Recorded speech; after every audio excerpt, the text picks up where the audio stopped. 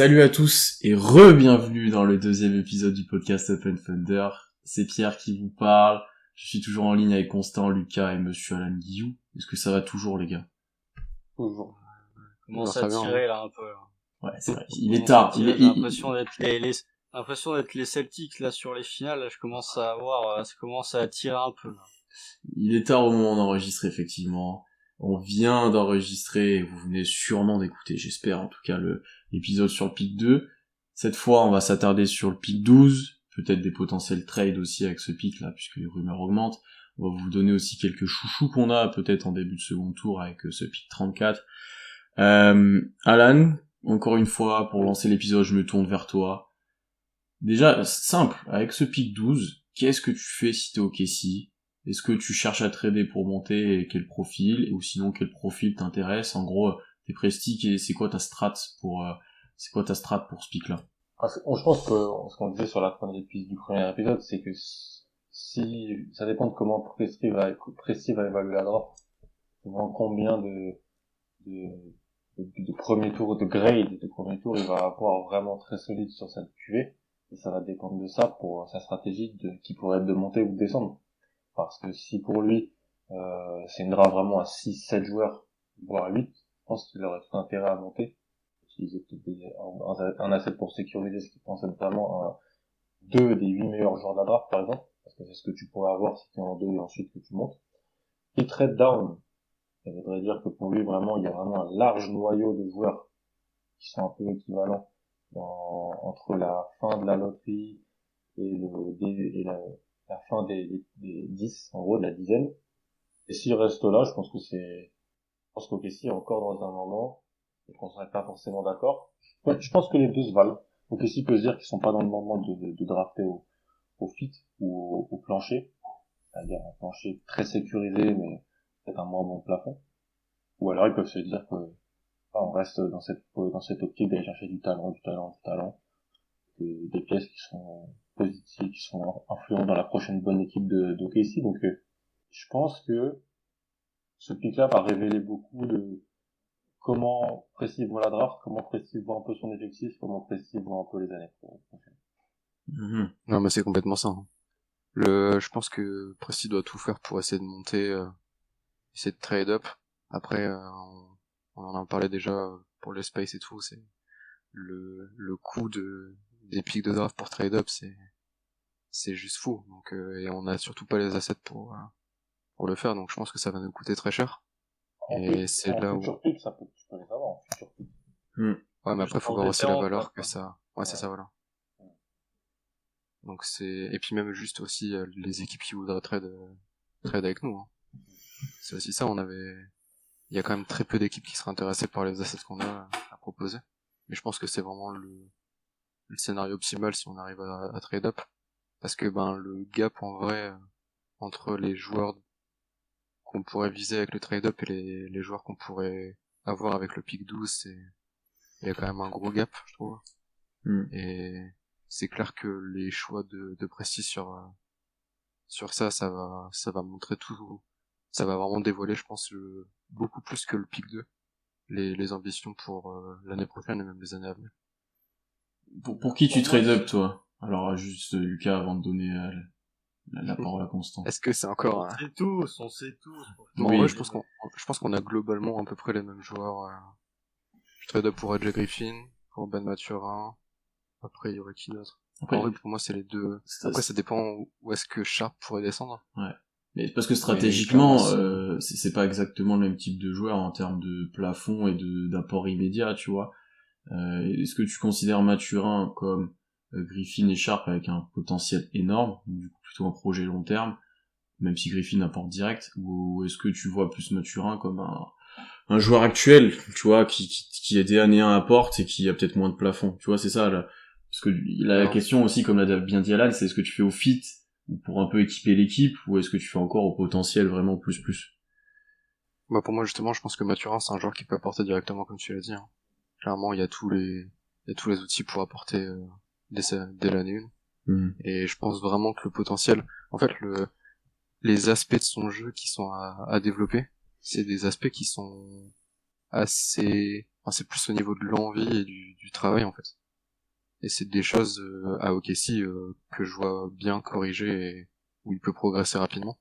Et je pense vraiment que, enfin, de toute façon, si tu trade up, c'est pas pour un joueur, surtout pour si t'es OKC, tu trade up pas pour un joueur qui va juste apporter en année 1 et sur le court terme. Tu trade up pour un mec qui au moins t'apportera avec du potentiel et en plus là avec Mathurin, je pense que vraiment t'as un joueur qui au moins t'apporte sur le court moyen terme et qui peut aussi développer, après on en parlera plus tard, mais s'il développe certains aspects de son jeu, je pense vraiment que ça peut être un joueur plus qu'un free handy. Oui, ça c'est sûr. Ça c'est sûr. Je vais lancer sur Mathurin. Non, bah après je rejoins ce que vous avez dit tous les deux. Pour moi, il y a un point qui est capital et faut prévenir les gens, c'est que si jamais il y a trade-up, pour moi ça se fera que le soir de la draft. Je pense que Presti va attendre de voir qui part à quel spot pour se décider à trade-up ou pas. Exemple tout bête, si Shaedon Sharpe part en 5 aux Pistons, je suis pas sûr que Presti va prendre son téléphone pour essayer de trade-up. Si Shaedon Sharpe est encore disponible en 8 par exemple avec les Pels, je pense que là il est plus à même d'avoir une envie de trade-up. Voilà, c'est un deal pour moi où je pense que Presti est capable d'être agressif et je pense qu'il a cette volonté de trade-up, mais je suis vraiment pas surpris si c'est un deal qui arrive le soir de la draft et qu'il attend vraiment d'être sûr que le joueur qu'il aime, ou les joueurs qu'il aime, s'il y en a plusieurs, soit pas pris trop haut. Et ne pas se faire avoir en disant je trade up en 8 pour que finalement en 6 le joueur que j'ai envie de voir il soit sélectionné à ce moment-là. Non, c'est sûr que non. Donc on part plutôt sur une stratégie de trade-up qui je l'avoue pourrait me convaincre. Là il y a 2 profils qui se dégagent quand même, ou 3. Griffin, Sharp, éventuellement Mathurin. Moi là où j'ai du mal, c'est sur le prix. Peut-être des futurs pics, tu as la monnaie d'échange, effectivement, on a des pics avec plus ou moins de valeur, plus ou moins de choses, voilà, t'as peut-être des choses intéressantes. Ça m'embête de lâcher un Dort. C'est un joueur pour lequel t'as des certitudes comme ça et tout, parce que c'est dans les rumeurs, mais ça m'embête vraiment. C'est les rumeurs de Jake Fisher. Ça, non, après c'est un truc qui est discuté depuis longtemps. Enfin, tu vois, c'est quand même l'asset principal que tu pourrais bouger. Oui, sur les profils, je vous rejoins. Sur la strat aussi. Après, comment trade up, qu'est-ce qui intéresserait les équipes comme Portland, New Orleans, etc. Ça, c'est une autre problématique. Voilà, c'est super dur à voir. Là où je te rejoins Constant, par contre, c'est que tu trade up que si t'as le joueur que tu veux à l'endroit où tu montes. Bon, ça n'a strictement aucun intérêt. Ouais, du coup, ça se fera sur... Parce qu'il a fait Memphis il y a un an. Ouais, voilà. Du coup, effectivement, c'est peut-être... pour le savoir. C'est ça. Ça se fait peut-être du coup au dernier moment. Mais après, c'est encore compliqué parce que ça change la valeur des choses, en fait, à partir du moment où le choix est fait. Enfin, tu vois, c'est assez compliqué. C'est dur à voir, parce que souvent, ces trades-là, ils se font avant la draft, j'ai plus tendance à dire, que après ou pendant encore, j'entends. Pendant, ça augmente encore plus ouais, c'est sûr. La valeur, ouais. Ah ouais. Je crois que ça n'a jamais autant de valeur que ce soir. Et il en a jamais aussi peu que quand il est fait, quoi, tu vois, donc, Une minute après. Ouais, c'est ça. Donc, assez compliqué là-dessus. Bon, on va revenir sur les 3 profils qu'on a évoqués. Le premier, c'est Sharp. Alors, Constant a fait un long scouting sur Shaedon Sharp. Ouais, lisez-le. Lisez-le, c'est ouais, bon. ce que t'as dû regarder comme match. Ouais. Ah non, mais j'ai vu des trucs, mais au moins, tu vois, je me suis rendu compte que même en high school, le gars jouait, enfin, il y avait déjà Kendall Brown dans son équipe. Donc, là, tu on en reparlera peut-être, Kendall Brown. Ouais. C'est là où c'est intéressant. Non, peut-être alors plus Alan et Lucas sur Sharp. Est-ce que ça vaut le coup d'aller chercher plus haut? Qu'est-ce qu'il faut attendre de ce joueur? À un moment, on en parle en 2. Après, les gens disent en 12, ça se trouve, il sera là. Bon, ce sera plutôt dans le top 10, ça serait bizarre qu'il tombe en dehors du top 10. Voilà, est-ce que ça vaut le coup de tenter le pari et le risque chez le Sharp? Non, bah c'est le joueur mystère de la draft, hein. Même ceux qui le suivent depuis plus longtemps et tout, il y a très peu de gens qui le connaissent vraiment, quand on voit le nombre d'interrogations qu'on a sur des joueurs qui ont joué en NCAA ou en G-League, et que tu compares ça à un joueur qui a même pas joué cette année, c'est vraiment compliqué de réussir à l'évaluer et de voir à quel range il peut tomber. Je pense vraiment que c'est un mec, s'il tombe en dehors du top 5, 6, c'est un mec où ça vaut le coup, surtout quand t'es OKC, d'aller le chercher. Et je pense vraiment qu'il peut tomber en plus en dehors de ce range-là.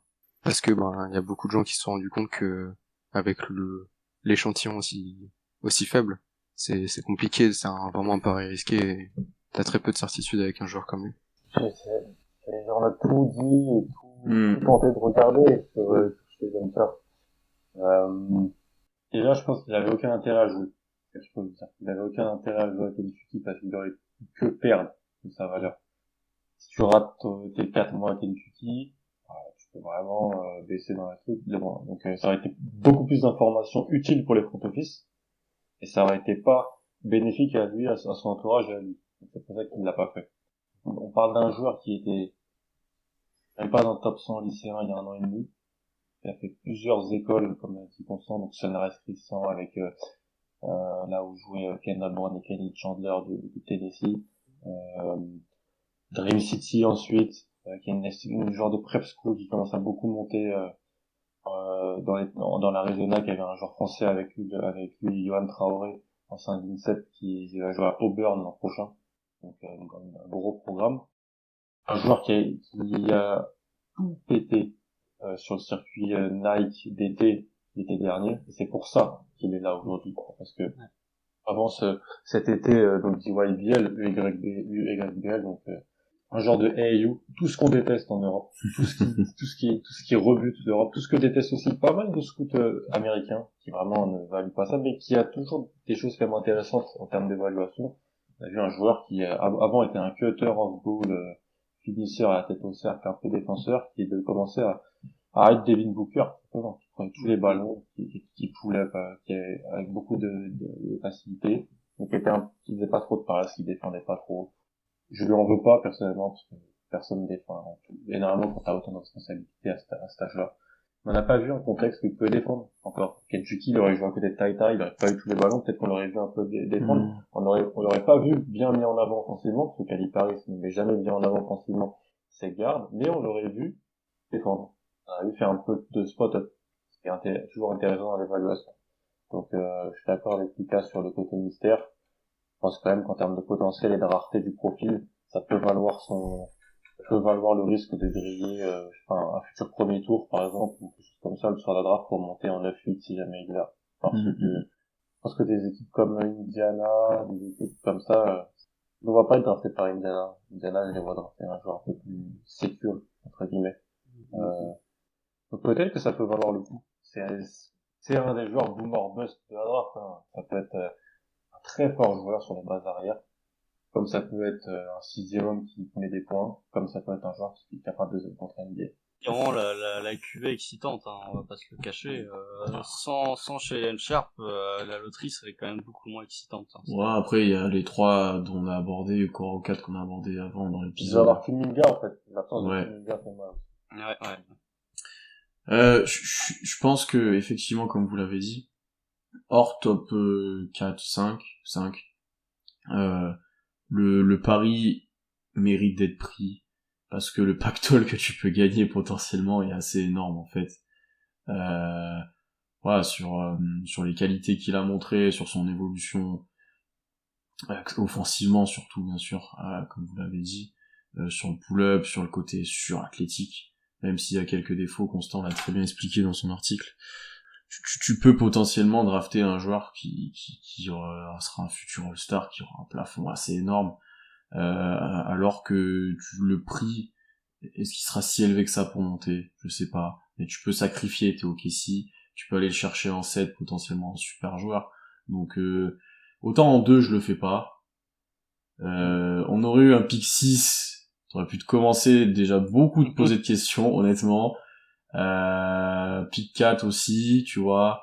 Mais là, si on arrive à faire un petit truc pour monter de 12 à 6, 7, 8, j'en sais rien, sans payer trop cher non plus, parce que tu prends quand même un risque en le prenant. Franchement, je le fais. Et je t'avoue que, pour le coup, comparé aux autres dont on a abordé, Griffin et Mathurin, c'est ma cible prioritaire pour monter. Si c'est lui, c'est pour ce type de joueur qu'en fait tu fais le pari de monter. Ou éventuellement pour Griffin, peut-être moins pour Mathurin, mais Sharp, c'est quand même sur ce potentiel-là que tu vas parier, c'est pour ça que tu vas essayer de monter, je pense. Ouais, moi je suis d'accord. Pour moi, pour moi, Mathurin fait pas partie de la même catégorie que les deux autres. On parlait de scénario idéal. Pour moi, il y a un scénario qui est encore plus idéal que celui où tu trade up Sharp. Si tu restes en 12 et t'as AJ Griffin qui est encore dispo, qui est un scénario que j'aurais pas cru possible, ne serait-ce qu'il y a 2 semaines, qui visiblement a l'air si ce n'est d'arriver, de plus en plus probable. Je sais pas ce que ça veut dire du profil, enfin du dossier médical. Est-ce que c'est particulièrement rassurant? J'ai pas l'impression. Est-ce que c'est le joueur qui chute parce qu'il montre pas grand-chose lors de ses workouts individuels? Peut-être aussi. Mais moi, de ce que j'ai vu de la saison de Jay Griffin à Duke, je trouve que c'est au-dessus de ce que j'ai pu voir de Shaedon Sharp. J'ai fait les deux pour le Scouting Report, donc je peux juger les deux. Ce que j'ai vu d'A.J. Griffin à Duke, c'est impressionnant. Parler de shotmaking dans la première partie, quand t'as un joueur qui a plus de 40% sur les pull-ups en sortie de dribble, c'est déjà impressionnant pour son âge. Je trouve que son côté playmaker est un truc qui a été sous-exploité à Duke parce que c'était pas forcément le bon contexte. Je pense que tu le mets dans une franchise NBA qui saura l'utiliser correctement, tu verras beaucoup plus le côté playmaker. On a parlé de la défense pour Paolo Banchero, la défense de Griffin cette année a pas été exceptionnelle non plus. J'ai aucun doute sur le fait que tu le mets dans une franchise comme OKC, il va se mettre à défendre très fort. Donc ouais, près du cercle, il était très fort, il est à plus de 43% de réussite sur les mid-range en ayant 20% de tirs assisted. Pour moi, c'est, sans même parler du tir à 3 points, pour moi, si vraiment le dossier médical n'est pas rempli de red flags absolument partout, pour moi, AJ Griffin est un joueur que tu ne peux pas laisser passer. En termes de talent, le joueur est trop fort, il coche plein de cases de ce que tu as besoin en termes de poste ailier. Pour moi, AJ Griffin, c'est ta cible numéro 1 et d'assez. C'est quoi en quantité, ces mid-range, etc. Ça, c'est une question. C'est une ciné, donc l'échantillon est pas incroyable. Mais parce que il y a plus de mid-range que drive vers le cercle. Je dis pas que j'y crois pas, etc. Mais là, tu vois, Constant, je sais que t'aimes le profil, mais t'écouterais, c'est tout beau, tout rose et tout va marcher, tu vois. Alors que, bah, tu vois, le mid-range, t'as pas une quantité énorme, mais tu vois, tu le considères comme qu'il sera bon même en NBA, au cercle aussi. Le tir à 3 points, j'ai pas trop de doute. Là, pour le coup, j'ai zéro doute là-dessus. Tu vois, en création, pour lui, j'en ai un petit peu plus, bien que j'aime bien, et on en parlait un petit peu en off, j'aime bien comment il bouge et comment il évolue. Tu vois, la quantité, est-ce qu'on n'est pas sur du flash, tu vois, même j'ai envie de dire. Peut-être qu'il nous fait une saison au shoot comme a pu le faire Aaron Smith, que j'avais pu écouter à l'époque et sur lequel j'ai dit ah ouais, on aimait bien Aaron Smith, et Alan aussi en plus, mais bon, moi maintenant. Alan peut en témoigner. Mais non, mais je dis pas que AJ Griffin est un prospect sans défaut. De toute façon, des prospects sans défaut, il y a quoi? Il y a Kyle l'année dernière qui avait pas de défaut. Sinon, des prospects sans défaut, ça n'existe pas. Non, mais là, on dirait, c'était juste que dans le scénario que t'évoquais, c'est l'impression que tout allait marcher, tu vois, alors qu'on sait pas. Disons que j'ai plus de garanties sur le fait que le joueur à mi-distance peut être bon, quand je vois la saison à Duke, que sur certains qui n'ont rien montré, en tout cas. Ah oui, non, mais ça, bien sûr. Je dis pas que ça va marcher, mais j'ai plus d'espoir sur le fait que ça va se développer. Il y a combien de joueurs dans la QV où tu peux être sûr il y en a pas beaucoup, hein. À mi-distance. Il y a très peu de joueurs. Il y en a pas beaucoup, Très peu, parce que souvent l'échantillon, en loterie, t'as des joueurs de première ou deuxième année, donc première année, donc toujours difficile de se baser sur le simple. C'est pour ça que ce qu'a fait Constant d'aller devoir dans d'autres contextes, il faut absolument le faire, pour saisir l'entièreté des profils. Parce que... Non, mais j'essaie juste de nuancer pour pas que t'as raison, les gens considèrent pas que, bah, alors pourquoi il est pas en 1 parce qu'il est trop fort partout, tu vois, genre, à partir de là. Non, mais il va pas assez au cercle, le handle est encore largement perfectible, mais soyons honnêtes, si AJ Griffin n'a pas de problème, notamment au genou et à la cheville, il part top 3, top 4. Le principal défaut d'AJ Griffin, c'est pas dans son jeu, c'est dans le profil physique. Ah non, mais moi je suis d'accord. Hein. Et c'est ce que les blessures ont influé sur son jeu. Ouais. Il est un peu moins Oui. explosif qu'avant. C'est bon à le dire aussi ça, effectivement, que, ben ouais, il a quand même mis quelques gros ducks, tu vois, mais dans l'appréhension d'aller au cercle et dans le contact, ouais, je pense quand tu reviens d'un... Ouais, je comprends. Ah, Alors, c'est sûr. est-ce que ça le redeviendra après, c'est un autre débat, tu sais, avec un peu de temps, de reprise de confiance. Non, bien sûr. Mais non, voilà, après C'est mon joueur préféré, la draft.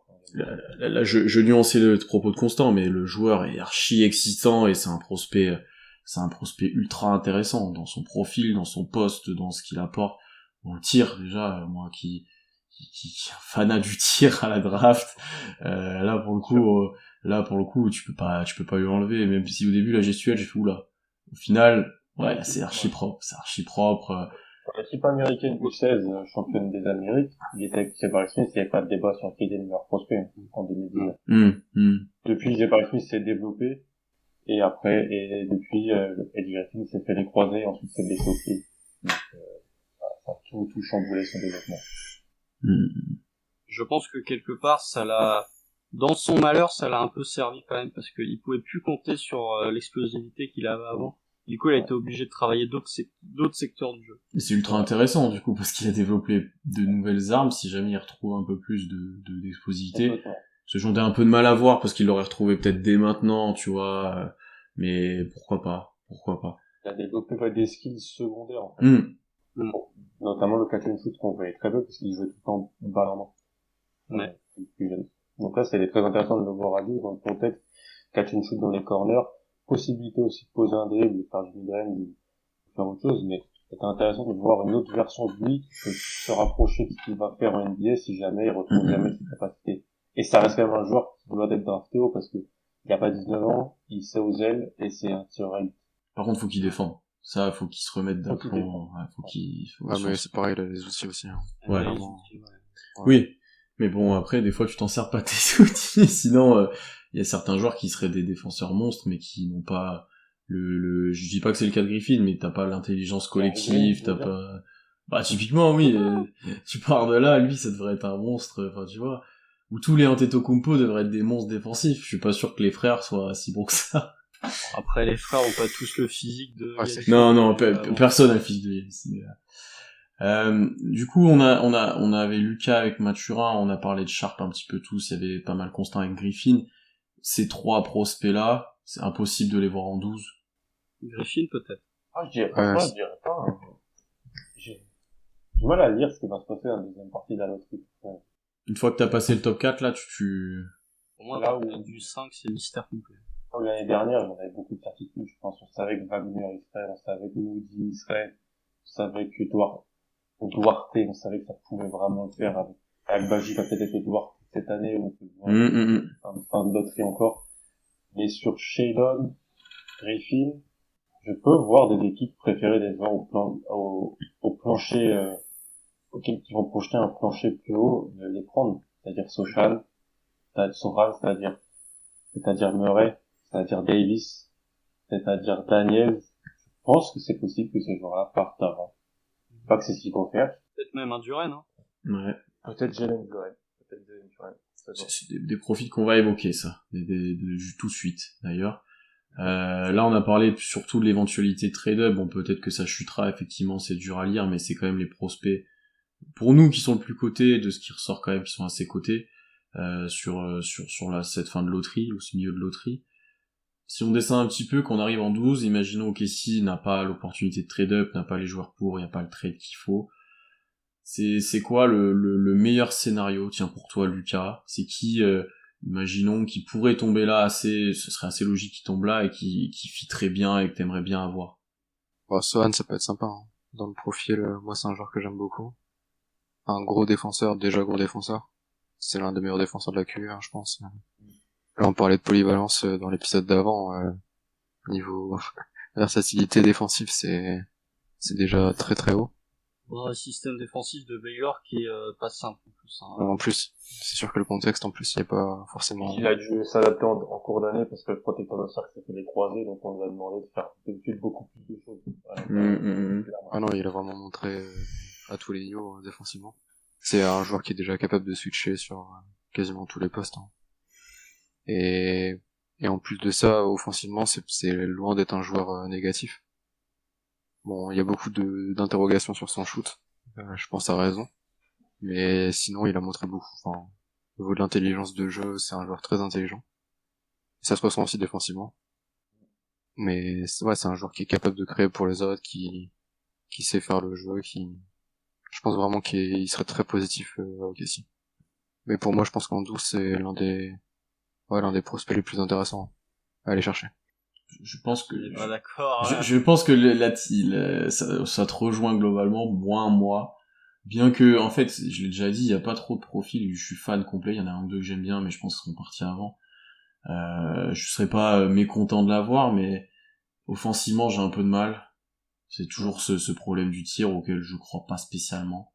Et j'en avais parlé avec Constant la dernière fois. Pour moi, son utilisation, si tu le fais jouer au OKC, c'est à côté peut-être d'un des grands, on va dire Chet, si t'as pu le drafter, qui te servira de glue guy défensif à un peu combler tous les trous qu'il peut avoir. Donc il sera très bon à OKC. Hein.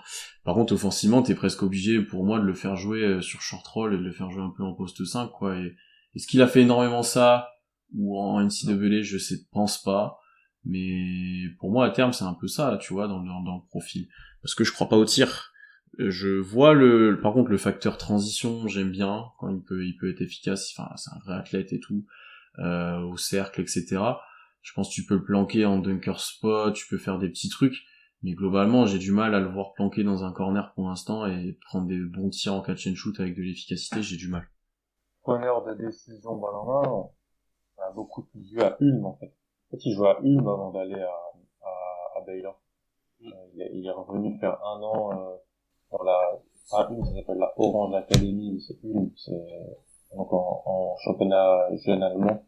Ok. Et il avait fait l'Adidas Next Generation, donc l'Euroleague junior avec Ulm. Ça avait été un des meilleurs joueurs, honnêtement. Et il jouait meneur à l'époque. Il jouait porteur de balle. Pas sûr sur le côté, je trouve.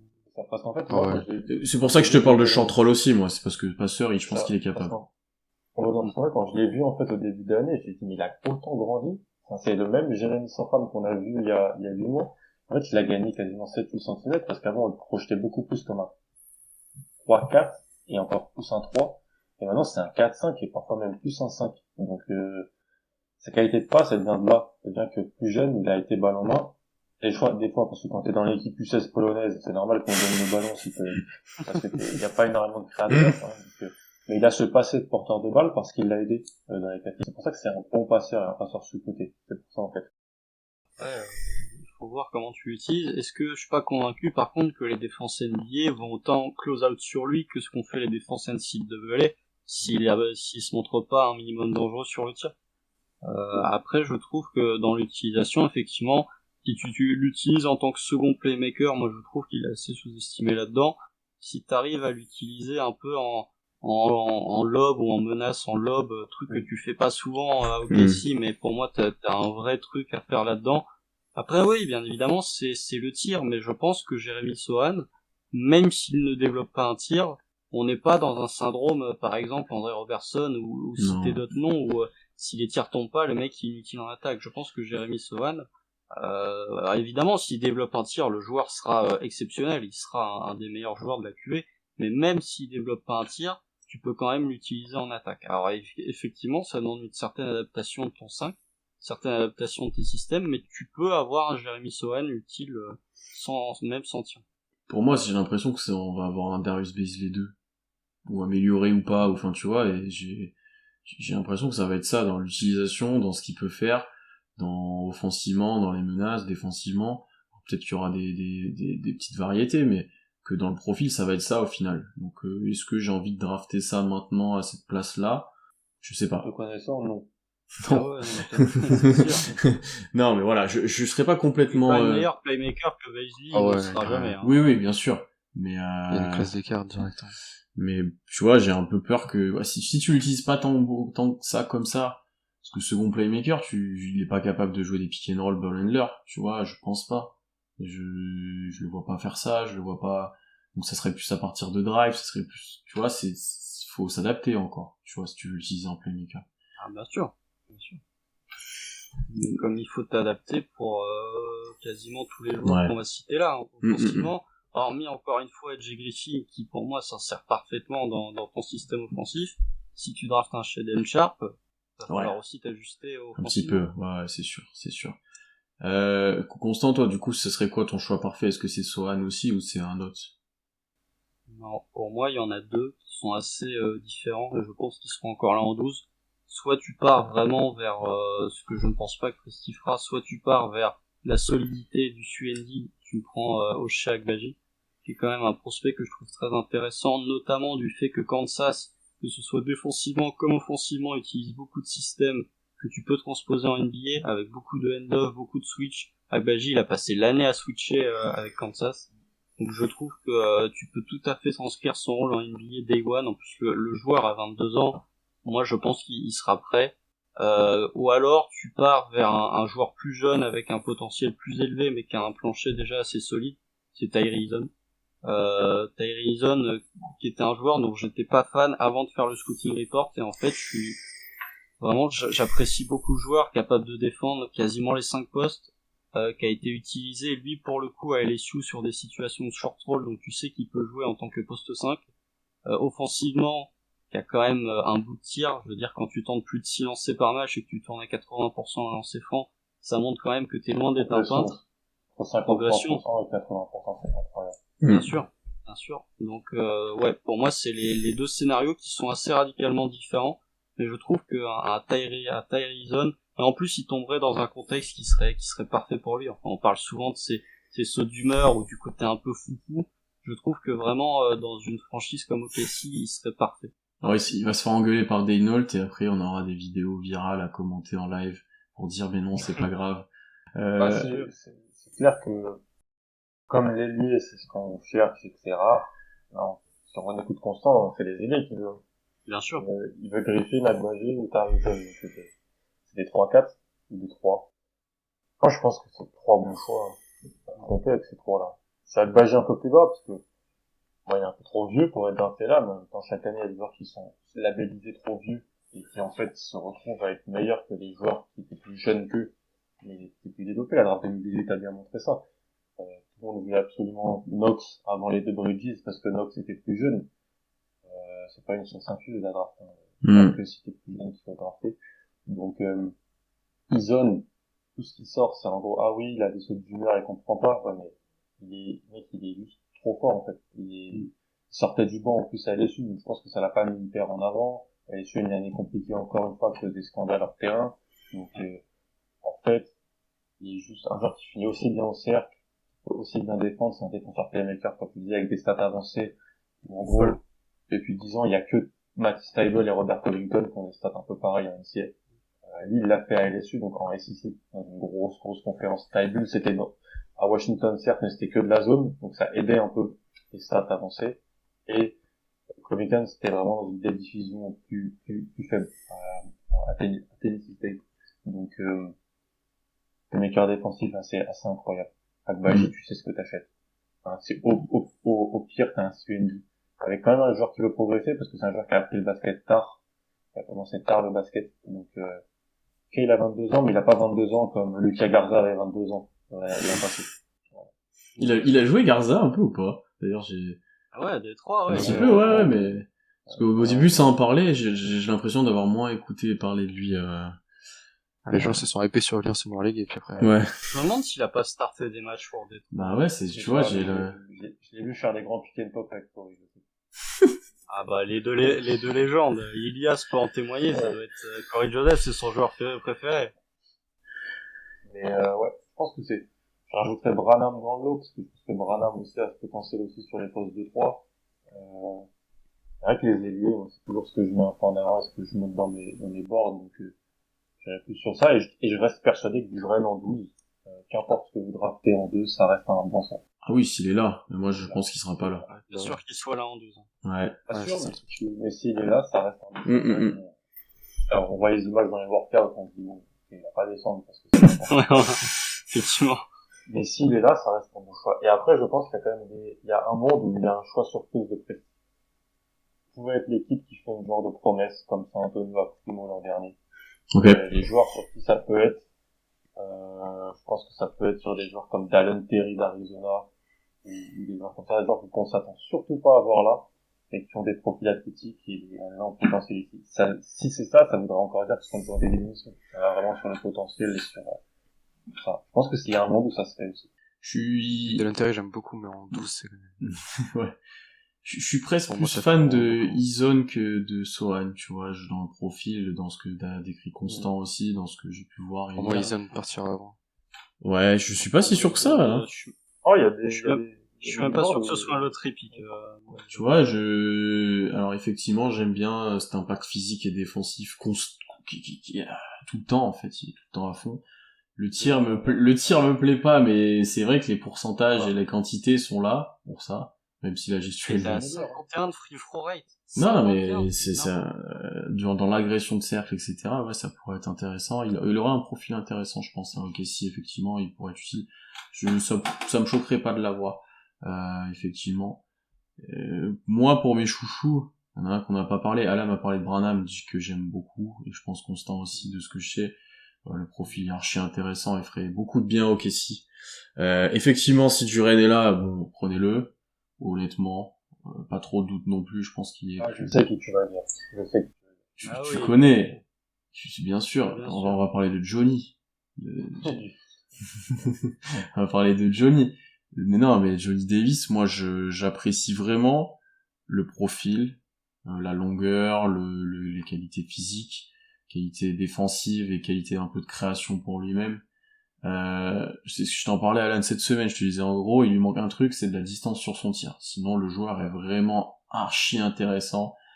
Je pense que lui, il peut apporter dès le début un petit peu des deux côtés du terrain. Tu sais ça deviendra au moins un bon role player, mais qu'il a un potentiel de création pour lui et peut-être un range qui s'allongera, etc., qui fera que ça sera peut-être plus que ça, tu vois.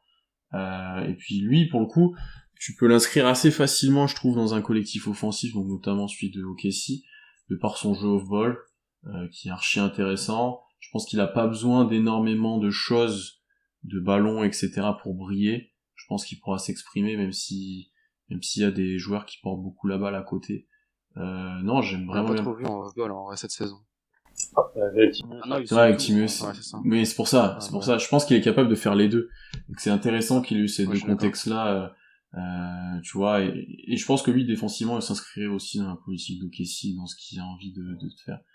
Je trouve que c'est un prospect vraiment intéressant. Envie sur le terrain. Ouais, c'est ça. Encore une fois, on revient un peu comme ce que j'avais dit pour Jabari, tu vois, t'as une envie qui fait plaisir, alors que comme tu dis, il avait un rôle prépondérant cette année, et tu pouvais te dire, bon, ouais, ça, tu vois, il peut se reposer un peu, mais même pas. Non, j'aime bien. Après, est-ce qu'il sera là en 12, je suis pas sûr non plus, honnêtement. Je sais qu'Alan, toi, tu l'as plus haut et tu le vois bien dans d'autres équipes. Mais le profil est grave intéressant. Pas Washington. Ouais, il y a une grosse rumeur Washington, ouais, effectivement. Mais lui, si jamais il tombe, il y a quand même, parmi tous les joueurs qu'on cite, il y en a quand même qui seront là à un moment. Enfin, ils peuvent pas tous être... Oui, Quand tu prends du recul, tu vois, Pierre, tu dis qu'il y a aucun, enfin, il y a peu de prospects que t'aimes vraiment. Et quand tu regardes, quand on parle de Bénédicte Mathurin, quand on parle de Malaki Branham, de Shaedon Sharp, de J. Griffin, de Johnny, de Agbaji, de Carey Eason, finalement, t'as plein de joueurs que je trouve on apprécie et qui sont des joueurs qu'on a envie de voir au KC. Au final, les joueurs qu'on n'a pas du, il y a moins de joueurs qu'on n'a pas du tout envie de voir au KC que de joueurs qu'on a envie de voir. Et on va en parler de ces joueurs-là après. Oui, en fait, j'ai pas de j'ai pas de chouchou, c'est ça que je voulais dire. J'ai pas de mec, je dis ouais, je veux absolument lui. Les années précédentes, par exemple, c'était vraiment des crushs que tu voulais. Kay Jones, attention. Moi, Kay Jones, c'était toute la fanbase d'Oklahoma, mais ouais, Kay Jones, j'aimais bien. Mais tu vois, je réfléchis en même temps. Est-ce qu'il y en avait énormément? Je sais pas. Après, l'année dernière, c'était très... J'aimais bien Zaire Williams l'année dernière, je me rappelle. Ouais, parce que j'aimais bien le potentiel. Ouais, tu vois, il est pas mauvais, en plus, j'apprécie. Il a été très bon. J'apprécie bien, ouais, j'aimais bien Zaire Williams, effectivement, parce que le profil ailier me plaisait bien. Wagner aussi, je crois. Ben, je me disais, enfin, là, il est tombé plus haut que je pensais à la draft de l'année dernière, mais par contre, plus bas, et ouais, effectivement, on le prenait avec un de nos pics de milieu de premier tour, j'aurais bien aimé, effectivement, ça aurait été un bon choix. D'ailleurs, on l'avait pris Constant, je crois, dans la draft QI Basket l'année dernière, si je me trompe pas, Franz Wagner.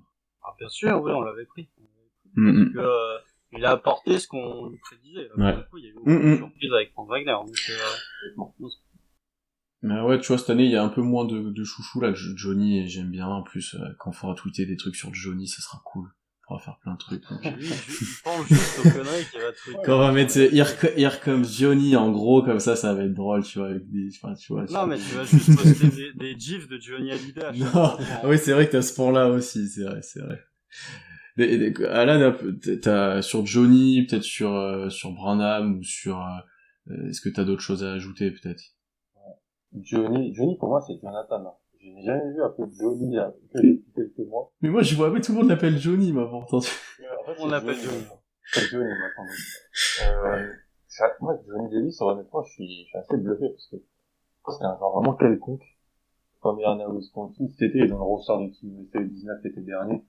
Il est un espèce de good guy, touche jamais la balle, mais il mettait des tirs et il défendait. Mais qu'est-ce que tout le monde a avec Johnny Davis, en fait?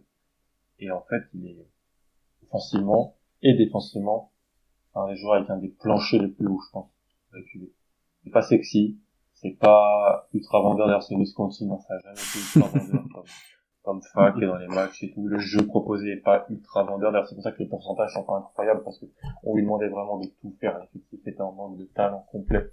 On avait un joueur qui était capable d'aller sur son mid-range, un joueur qui était capable de tenir un peu une attaque par moment. Donc pas de mauvais choix. Hein. Après, c'est plus un 2-3, alors tu peux avoir une vraie complémentarité avec Shea et Guidet. Je pense vraiment qu'elle peut être super complémentaire, cette triplette. Mais c'est vrai qu'en termes de potentiel et de plafond, il y aura d'autres choix à faire. Et je pense que moi, c'est un joueur qui va aller partir haut, cette draft, parce que c'est un joueur qui a dominé la saison initiale. Je sais que c'est important pour les Américains. Qui gagnent Murray et Davis sont très hauts. Ivy aussi. Parce que les joueurs qui dominent la saison initiale, les joueurs qui sont clés, ça peut plaire à certains front office, à certains proprios, on l'a vu dans avec David Mitchell, par exemple. Donc, je pense que moi, qui part en 6 à Indiana, je suis pas surpris. Il faut se dire que c'est la première année où où il a ce rôle. La dernière, il sortait du banc, hein. Il l'avait un peu au lycée. Ouais, dans le Wisconsin, il était dans les mêmes équipes que Tyrese Haliburton. Faut trouver des tapes, tout ça, enfin, c'est incroyable à voir. C'est des pauvres joueurs de Wisconsin, ouais, complètement du cas, il y avait rien d'incroyable dans sa première année ici et dans ses années de société. Rien qui était très dur. Un joueur qui faisait 3-4 ans ici et qui peut avoir un rôle au second tour, ouais. Vraiment. Mais l'évolution cette année, elle est très impressionnante. Donc, je trouve que c'est et en plus, ce qui sort en terrain est très positif sur lui, le dossier, c'est parfait. Lucas, tu vas avoir la tâche maintenant de nous parler de ceux qu'on veut pas voir. Ah, ok, si, en tous. C'est le moment de... C'est peut-être ceux que lui veut pas, mais peut-être que vous. Oui, c'est vrai. Non, mais je pense qu'on a à peu près tous les mêmes, je crois. Je pense qu'on est à peu près d'accord, globalement. Qui c'est qui est dans ce range-là, ouais. Bah, je pense que Dieng, déjà, globalement, on en veut pas forcément. Hein. Même, en vrai, je sais même pas comment... Ouais, en vrai, je pense que Dieng, c'est le joueur qu'on veut vraiment voir en 12 à OKC. En gros, c'est un joueur qui a... Parce que vous croyez pas au plafond, et vous pensez que le plancher est mort. En gros, c'est ça. Ouais, c'est un peu globalement ce qu'on... C'est encore un joueur très théorique. Alors après, soit tu crois à la théorie, soit tu y crois pas. Je pense que t'as déjà des joueurs comme ça à OKC à développer encore. T'as très peu de certitude avec lui. Encore une fois, comme vous l'avez écrit dans les scootings, c'est les 11 derniers matchs où il a mieux shooté, etc. Et voilà. Ouais. Alors après, oui, c'est un joueur de grande taille et des très longs bras qui est capable de créer, de dribbler, d'un peu de tirer, d'un peu tout faire, potentiellement, encore une fois. Mais je pense que dans le développement, on a un peu peur de ça, en fait, maintenant. On est un peu... Surtout, c'est le genre de profil qu'on connaît un peu... Parce que est-ce que tu penses que ça peut devenir vraiment une star, parce qu'un joueur comme ça, c'est soit il devient vraiment fort, soit c'est pas un role player en devenir, quoi, tu vois. Soit il vend des bananes. Il est tier 4, donc non. J'aime bien Ousmane Dieng. Un peu comme Banchero, beaucoup impacté par le Covid. parce qu'il jouait à l'INSEP et que la saison de l'année 1 l'an passé a été totalement influée par le Covid, donc ça a stoppé sa progression. En fait, quand on l'avait vu la première fois, c'était à l'Euro U16 avec Victor Wembanyama, c'était le deuxième meilleur joueur de l'équipe. C'était vraiment Je me souviens, ouais. porteur de balle, c'était the next big thing, c'était vraiment le prochain prospect français, le prospect français de la génération 2003. Et en fait, c'est ce qu'il est, parce qu'il est présenté au premier tour, il est même présenté plus haut. C'est vrai que je pense que ça va être moi je crois plus je pense qu'il va avoir une carrière NBA parce qu'à sa taille, tirer comme ça, en spot-up, ça reste rare. Donc, et être un peu fonctionnel à la passe, c'est intéressant, mais je vois pas le star power, le star potentiel. Ça me choque pas si vous le prenez, mais peut-être, je suis pas aussi bas que vous, mais je vois pas le potentiel. C'est surtout qu'on voit d'autres profils à sa place dans ce range-là, quoi. Ça s'entend. En termes de, sans même regarder les autres profils, c'est un truc que je dis souvent. C'est bien de dire si le potentiel se développe, mais pour moi, il faut avoir une base pour acheter le potentiel. Ce que je l'ai trop peu vu vis-à-vis du Smith Game. On parle d'un joueur comme polyvalence défensive. Moi, j'ai vu un joueur qui physiquement peut pas tenir sur des ailiers, qui me paraît trop pâteau pour tenir sur des guards. Après, je peux comprendre qu'il y ait certains points, effectivement, le tir en spot-up, où c'est très satisfaisant. Mais encore une fois, on parle de l'âge, par exemple, d'Ousmane Dieng. On dit oui, il est très jeune. Finalement, quand tu regardes la QV, t'as des joueurs, par exemple, comme Edgy Griffin ou comme Jalen Duren, qui sont plus jeunes. T'as des joueurs comme Malaki Branham, qui ont le même âge que lui, qui pour moi ont montré plus... Sharp, bien évidemment, et qui pour moi ont montré plus de choses que lui. Donc, pour l'argument de l'âge qu'on pouvait, par exemple, faire valoir pour Koku, n'est même pas valable pour moi pour Ousmane Dieng. Donc s'il performe, tant mieux, je lui souhaite. Mais moi, pour l'instant, de ce que j'ai vu, j'achète vraiment pas. Ça s'entend, franchement, c'est super complexe. On a pas aussi non plus tout le monde vend l'Australie et la NBL, et c'est vrai. Et on a quand même un échantillon de 3-4 ans. On n'a pas non plus un échantillon de 10-15 ans de prospects qui vont là-bas et qui réussissent. Et la Melo Ball fausse un petit peu aussi. Parce que la Melo Ball, il aurait réussi n'importe où. T'as eu qui concrètement? T'as eu la Melo, t'as eu Hampton, Terence Ferguson, Josh Giddey, mais Giddey c'est un autre, Giddey. il vient de là-bas, c'est pas exactement la même, mais. C'est ça, on aura Hugo Besson dans cette arc aussi. Ouais. On aura Ryan Rupert l'an prochain. On en a eu d'autres, qui se sont pas fait drafter, Ryan Bowen, qui a fini au Pacers à un moment. Il y en a eu. Mais, ça, c'est pour dire que, être juste bon en NBL, ça ne signifie pas. Et souvent, l'argument, les gens disent, ouais, mais contrairement à NCAA, il jouait contre des hommes. Ouais. Mais on n'a pas non plus un assez recul pour que tous les joueurs qui ont dominé en NBL ont ensuite dominé en NBA. C'est pas aussi simple que ça, en fait. Sinon, tous les joueurs de NCAA domineraient pas autant, et la plupart des joueurs, en réalité, qui dominent année après année, ils viennent de NCAA. Donc, faut nuancer. Je pense que je le préfère à vous, mais je comprends en fait pourquoi on a un peu peur. Vous préféreriez d'autres. Et je pense que c'est même pas de la hate, c'est juste d'autres profils qui sont selon vous plus intéressants. Oui, complètement. Bien sûr. Bien sûr. Il y a quand même un autre profil dont on doit aborder, c'est le deuxième un peu qui ressort souvent, que nous on veut pas trop, c'est Dyson Daniels. Honnêtement, c'est différent quand même. Moi je suis moins bas que... Mais bien sûr, on est moins bas que sur Dieng, mais il y a un peu de réticence, je pense quand même sur lui globalement. Surtout qu'il y a des rumeurs comme quoi il sortirait plus haut et si on monte pour lui, je pense qu'on serait moyen content. Les deux que vous aimez pas, c'est les deux qui n'ont pas joué ici. C'est la plupart des choses qu'aime bien. C'est vrai. C'est les deux qui n'ont pas de shoot aussi, mais Est-ce que tu crois en Dyson, toi, Alan, ou est-ce que... Ouais. J'aime beaucoup Dyson. C'est le meilleur prospect du Daily Night pour moi. Oui, ça quand même, oui. Et ouais, mais c'était pas labellisé comme ça. Au début, c'était pas ça, je suis d'accord. Ouais. C'était pas labellisé comme ça. Très rapidement, pour en parler avec Discus, ils m'ont dit, non, le meilleur prospect, et on pense tous que c'est Dyson. Je dis, ah bon? J'ai regardé. En fait, moi, j'étais pas fan de trop de Dyson parce que je l'avais vu à la Coupe du Monde 19, donc la même où était Seth et compagnie. C'était le porteur de balle de l'Australie. Il avait fait des super choses. Je me suis dit, ça tiendra pas. En porteur de balle principal, c'est pas assez bon, c'est pas assez solide. Et qu'il développe autre chose. Il a développé deux choses. La défense, on-ball, off-ball, et il tire en catch. Tu couples à ça la qualité de passe qu'il a déjà parce que c'était formé comme un meneur. Et là, je pense à un joueur hyper fonctionnel. Je pense que ça peut être, je pense que vraiment, il est ce que je pensais qu'allait devenir Tyrese Haliburton, mais je pensais pas que Tyrese Haliburton allait devenir aussi fort ballon sur pick and roll. Je pensais pas que mais c'est-à-dire un facilitateur, un connecteur, quelqu'un qui est utile tout le temps parce qu'il va toujours faire la passe avant la passe décisive, il va jamais garder trop le ballon, il peut tirer, il peut driver, il peut passer à un niveau médian et ça reste hyper utile. Donc Tyson en 12, si vous le prenez. Moi. Non, mais je suis d'accord. Moi, pour le coup, j'aime bien Daniels, mais juste pas au KC. Je pense que tu le mets dans une équipe, par exemple, s'il va aux Pels, admettons, en 8, Wow. je pense que c'est super pour lui et pour les Pels. J'ai un petit doute sur le fait que tu puisses l'utiliser comme principal playmaker. Pour moi, c'est plus un playmaker secondaire, en tout cas pour l'instant. Il y a un point pour moi qui peut développer et sur lequel il peut devenir vraiment fort et qu'il a vraiment utilisé à très faible échantillon avec Ignite, c'est son jeu au post-up. Son jeu au poste, pour moi, il était à 9 sur 13. Alors ça paraît minime, et c'est minime, il était à 9 sur 13 sur les post-up. Pour moi, Dyson Daniels, de la façon dont il sera utilisé, il sera toujours sur poste 1, poste 2, poste 3. Il aura quasiment toujours un avantage physique sur son vis-à-vis.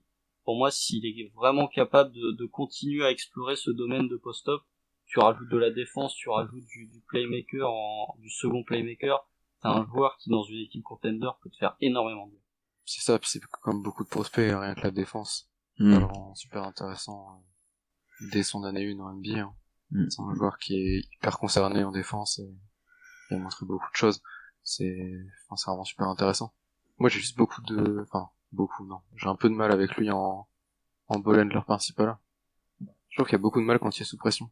C'est un joueur qui a beaucoup de mal à... c'est ça. Et en fait, du coup, en vrai, c'est l'un des seuls trucs où j'ai vraiment un peu de mal, mais sinon après, globalement, c'est... Moi, le tir, Ouais, tu vois, le tir, je suis pas sûr que j'achète complètement, moi. Hein. Je vois les progrès, je vois le catch and shoot, mais surtout si tu veux le faire jouer balle en main, il faut que t'aies plus que ça, quoi. Il faut que t'aies un peu plus que ça.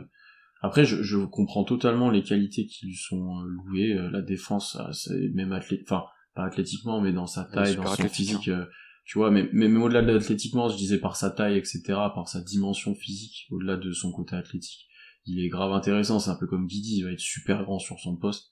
C'est 10 fois mieux que Guidi. Oui, c'est un vrai facilitateur, effectivement.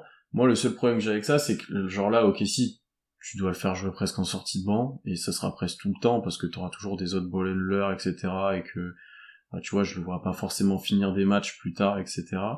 Et j'ai l'impression que ça sera toujours un joueur plutôt bon, qui t'apportera, mais toujours un peu frustrant, parce que il atteindra jamais un niveau où tu te dis, faites-le jouer, genre, mettez-le tout le temps sur le terrain, tu vois, ça sera un joueur correct, mais que t'auras jamais un plafond ultime parce qu'il y aura toujours ces petits défauts, ces petits trucs où il sera pas dominant ou autre, tu vois. Je sais pas pourquoi j'ai ce sentiment-là, est-ce que c'est justifié ou pas, mais j'ai l'impression que il manque un truc, tu vois. Alors après, est-ce que ça se trouve, je me trompe complètement, c'est impossible.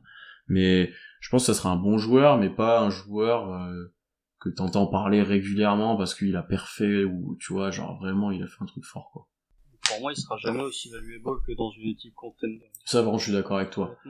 Genre là, au Pélican, où tu le mets en tant que créateur, facilitateur, à côté de McCollum, etc., c'est trop bien ça serait bien pour eux, honnêtement. Est-ce que vous avez d'autres noms pour Speed 12, ou est-ce qu'on parle un petit peu de nos chouchous du second tour avant de terminer? Qui pourrait sortir out of nowhere, là, qui est pas prévu dans ce range, L'intérêt, ouais. C'est un 1-2, ça.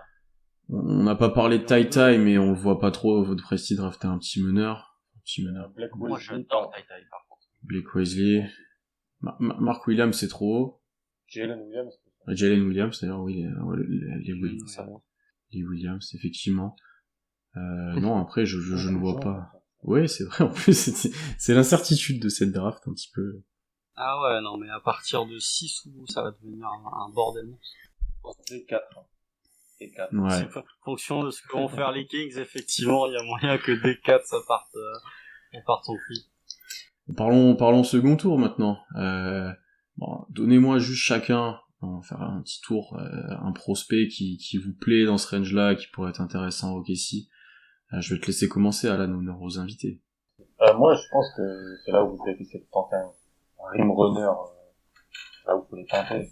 On a Trippett, Daniel Gafford, Robert Williams, Mitchell Robinson, c'est là que tu tentes ces joueurs-là. Après, avant, c'est trop haut, c'est pas assez valuable. Mais là, moi, Mark Williams sera plus là. Il faut remonter, je pense, dans les billboards. C'est vrai qu'il a la deuxième standing rate de tous les temps, donc il a drafté plus haut parce que il lève. Attends, les Hornets, s'ils piquent en 13, en 15, s'ils prennent pas Mark Williams. Ouais, mais s'ils prennent Duren en 13, ils prendront pas Mark Williams. Ouais. Bah, si Duren chute en 13, alors là. Je pense qu'un Jalen Williams d'Arkansas, un profil à la Christian Koloko, Ismaël Kamagaté, c'est là que je le draft, en fait. Et Jay Liddell, dans un profil un peu différent, plus shooter, et que je vois très bien être un glue guy en NBA plusieurs années. C'est là que je draft ce genre de joueur-là, ou alors, là que tu draftes un joueur qui a baissé, et qui ne devrait pas se retrouver là. C'est là que tu draftes potentiellement un projet comme Bryce McGowens, comme, Ryan Rollins de Toledo, Peyton Watson de UCLA, Nikola Jovic, si jamais il descend. C'est là. C'est toujours deux choses que je fais au second tour. Soit un joueur qui descend, un spécialiste à l'intérieur, parce que sachant que nous, il sera en tout, et je pense ce joueur-là, accessoirement, s'il est pris, il y a des à noms. l'intérieur, t'as Robin Sonder, mais t'as pas donné des énormes garanties non plus sur le futur. Surtout que c'est pas du tout le profil. Voilà, ça ressemble plus à Liddell. Ouais, voilà, ça ressemble plus à ce profil-là, mais pas à Koloko ou Kamagaté, etc. Non, c'est des joueurs que Constant, Lucas et Tom ont pu scouter, en plus certains, donc on vous invite à aller lire ça. Je vois pas de mal, Green, s'il descend, peut-être. Tu veux du shoot, donc Lucas, est-ce que toi t'as des chouchous? Je sais que t'en as, mais je suis obligé de te poser la question. C'est parti. C'est parti. Non, bah après, enfin, comme Alan, et puis on en a parlé juste avant, des profils de rim runner comme Koloko, vraiment pour moi c'est vraiment le joueur que j'aimerais beaucoup en 34. Après pareil, des McGowens, des joueurs qui descendent. Après je pense pas que McGowens pourrait descendre aussi bas, parce que vraiment, le potentiel offensif c'est juste hallucinant. Et en plus de ça, le potentiel défensif qui est pas du tout exploité, mais c'est pareil, c'est un genre de joueur qui a les outils aussi pour être ce genre de fort défenseur. Et puis après, il y a des joueurs à chercher à l'international, après. Je sais que ça fait beaucoup parler, mais... Moi, je suis très fan du profil Procida, en plus. Enfin, on va pas se mentir, c'est le genre de profil qui rentre parfaitement dans les besoins de Casey. Hein. Tu veux un genre d'Alex Brunès un peu plus grand, quoi. Ouais, c'est le genre de... En plus, Alex, voilà. Non mais clairement, en vrai, c'est l'un des meilleurs shooters de la QV, rien que ça. En termes de mécanique, déjà, oui. Et puis, il a montré beaucoup de choses offensivement. En plus, il joue avec des joueurs, les joueurs autour de lui, c'est quand même c'est pas des lumières. Hein. J'ai regardé, je sais pas, 5-6 matchs sur la saison avant de le scouter, ouais, c'est compliqué, hein. Et puis non, en plus, athlétiquement, c'est super intéressant. C'est un joueur au rebond, il lâche des putbacks de malade mental. En transition, c'est pareil, c'est un joueur vraiment super efficace, qui pourrait beaucoup apporter. Ouais, il est fort. Ouais, Allez, tu sais que les gens vont tous vouloir l'avoir avec ce que t'as dit. Mais attends, tu sais que j'écoutais le podcast qu'a fait Veceni avec des mecs du Thunder, et ça parlait du 34, et Veceni a dit, il y a aucun joueur du second tour sur lequel je suis plus haut que Procida.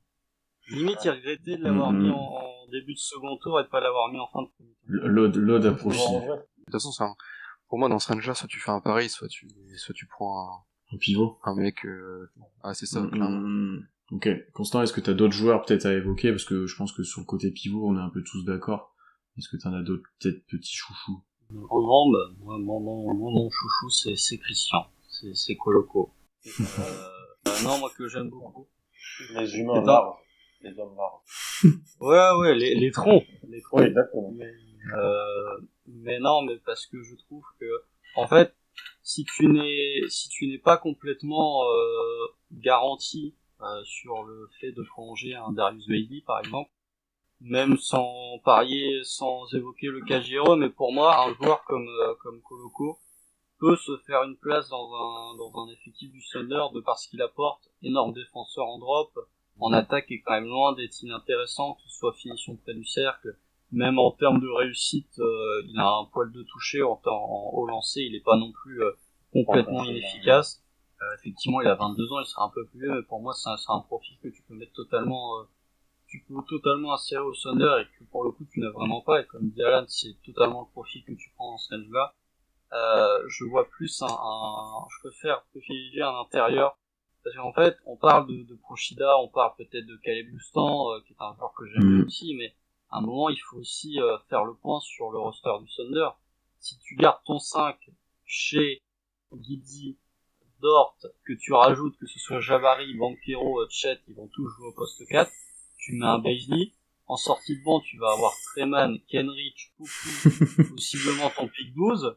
En fait, il te reste qui Enfin, il te reste de la place, sans même parler de Muscala, sans même parler de Jamichael Green. En fait, je vois plus quelqu'un au poste de pivot avoir du temps de jeu qu'un ailier où finalement, aux ailes, tu commences à avoir pas mal de jeu. Au 4 surtout, ouais. Ça va dépendre de qui on draft aussi en 12. Ouais. Mais t'as peu de joueurs de ceux qui peuvent drafter en 12, t'as peu de joueurs qui finalement ne peuvent pas évoluer sur les postes de 3-4. Non, mais de toute façon, je te rejoins. Je te rejoins, je pense que la priorité à ce moment-là, c'est un pivot. Après, comme l'a un peu dit Lucas, ça peut être un pari. Je te parle notamment de Hardy sera sûrement parti, mais Marchand Beauchamp qui pourrait être là, tu vois, tu peux le tenter. Pourquoi pas, sur un poste différent du coup. Après, moi, je cible du shoot aussi sur ces postes-là, forcément, tu vois, un Christian Brown, tu vois, c'est encore un 4, mais ça tire. Tu vois, tu te dis, ce joueur-là, est-ce qu'il pourrait être utile, par exemple, dans un collectif comme OKC, où là, t'as des besoins, peut-être qu'il pourrait faire sa place, tu vois. Ou un joueur comme ça, on avait parlé en off de Jake Laravia, tu vois, dans le même style, enfin, c'est pas exactement le même style, mais ce genre de role-player pour lequel tu pourras avoir une bonne surprise. Tu vois, un peu comme la Aaron Wiggins un petit peu l'année dernière, mine de rien, tu vois, où t'as eu une bonne surprise pendant un moment, en tout cas. Oui, il est où le tir? Voilà. En pivot, en Dark Horse, est-ce qu'il y aurait pas Khalifa Diop aussi, tu vois, en stash aussi. Le tronc, le roi des troncs. Le tronc des troncs, le plus grand des troncs. Messieurs, juste pour finir, on fait une mock draft, très vite. On le justifie pas, on dit juste les noms. Alan commence, t'as le choix 1, Orlando. Chet. Non, on fait juste 12. On va jusqu'à 12, hein, on fait pas jusqu'à 30. Ok. De Chet en 1. Allez, Lucas, je te donne... Non, il fait sa mock. C'est ce que je ferais. C'est ce qu'on fait? Oui, c'est ce que tu ferais. Là, je te parle de... Toi, t'es Jim. Donc, c'est pas de la prédiction. Donc, Chet en 1. Lucas, t'as OKC. Ah, Banchero en 2. Hein. Ok. Constant, 3 Rockets. Qui doit partir le choix 3 en plus. Qui gagne le rêve. Non, allez, Jabari en 3. Kings en 4. C'est moi, je prends Ivy quand même. En 5. Pistons. Ok. 6 Lucas Pacers.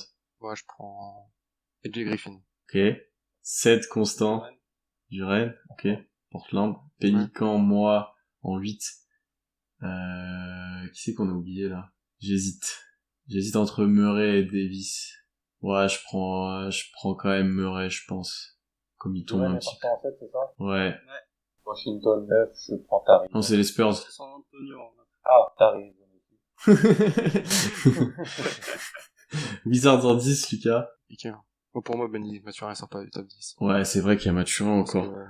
Je pense que tu prends, même si le profil c'est peut-être pas le plus optimal, tu prends quand même le talent, c'est ça. Constant en 11 Onyx.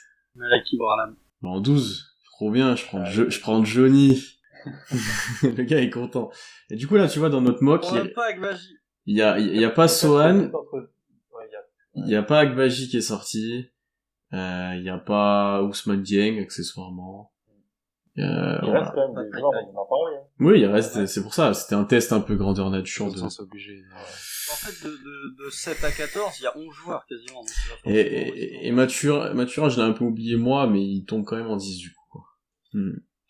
Messieurs, ce fut un plaisir de faire ça avec vous. On va arrêter là. Donc, merci à tous d'avoir suivi cet épisode, ou le double épisode pour ceux qui ont tout écouté. On espère vous avoir renseigné au maximum sur la draft qui arrive. N'hésitez pas à donner votre avis aussi sur la draft en commentaire, etc. Aussi dans nos mentions. On discute un petit peu. Vous n'êtes peut-être pas d'accord avec nous sur les prospects, donc n'hésitez pas. Et puis suivez-nous partout. On se retrouve dans la nuit de jeudi à vendredi. Ça y est, je peux le dire. Voilà, ça y est. Dans la nuit de jeudi à vendredi. À partir la draft est à 1h30, on va faire à partir d'1h ou quelque chose comme ça, on vous recommuniquera les heures bien entendu. On sera en ligne avec Constant. L'année dernière, on était super nombreux. On avait fait du show. Constant surtout avait fait du show. Mais cette année, préparez-vous, ça va être la même. Hein. Pierre qui connaît les pics. Non, on a dit, pour le 2 et le 12, j'essaierai quand même d'être surpris par l'annonce, tu vois, d'arrêter à un moment. Mais pour le reste, après, je le regarderai, ouais, parce qu'ici, il y a des trades et tout. Mais venez suivre ça avec nous, on sera en live sûrement une bonne partie de la nuit, parce qu'on sait pas trop s'arrêter des fois. Et voilà, on se retrouve très vite, à bientôt, et Alan, merci beaucoup d'être passé dans ton emploi du temps surhumain. Tu seras où le soir de la draft, toi, d'ailleurs? Forcément. Ok. Donc vous pouvez suivre ça, genre sur votre téléphone, et nous vous regardez à la télé ou sur votre ordi. Voilà. En gros. Faites, Allez suivre aussi ce que fait Envergure, Alan, etc. sur la draft, bien entendu. Et on s'excuse pour tous les problèmes de son. Là, notre son était pas au niveau des autres fois. On a eu pas mal de soucis d'enregistrement. On espère que c'était pas trop chiant à écouter. Donc on s'excuse par rapport à ça. On vous dit à bientôt. On se voit pour la draft. Et d'ici là, reposez-vous bien. Salut.